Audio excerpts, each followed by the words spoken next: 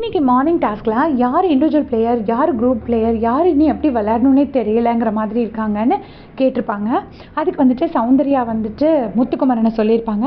ஏன் எப்போ பார்த்தாலும் முத்துக்குமரனை தான் சொல்கிறாங்க? நான் அவங்களுக்கு நல்லா தெரியுது தன்னோட டஃப் காம்படிட்டர் வந்து முத்துக்குமரன் தாங்கிறது சௌந்தர்யாவுக்கு நல்லா தெரியுது. சௌந்தர்யாவுக்கு எப்பயுமே ஒரு டவுட்டு, அது பார்க்கும்போதே நமக்கு நல்லா தெரியும்.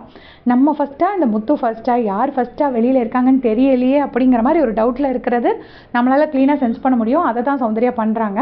ஸோ அவங்க என்ன சொல்கிறாங்கன்னா, இண்டிவிஜுவலாக விளையாடுறேன்னு சொல்லி மற்றவங்களோட கேமையும் சேர்த்து விளையாடிட்டு இருக்காரு. அது இண்டிவிஜுவல் கேம்னு அவராக நினச்சிக்கிறாரு அப்படின்னு சொல்லிட்டு சைக்கிள் கேப்பில் வன்மத்தையும் கக்கிட்டு அதே நேரம் வந்து முத்துக்குமரன் இண்டிவிஜுவல் பிளேயர்னு சொல்கிறாங்க. அதுக்கு அடுத்து குரூப் பிளேயர் யாருன்னா நம்ம சாச்சம்மா தேவியை சொல்கிறாங்க. சாச்சனா தான் குரூப் பிளேயர். ஒரு குரூப்பாக வின் பண்ணணுங்கிறதுக்காக அவளால் முடிஞ்ச எஃபர்ட் போடுறா அப்படின்னு சொல்லிட்டு சொல்கிறாங்க.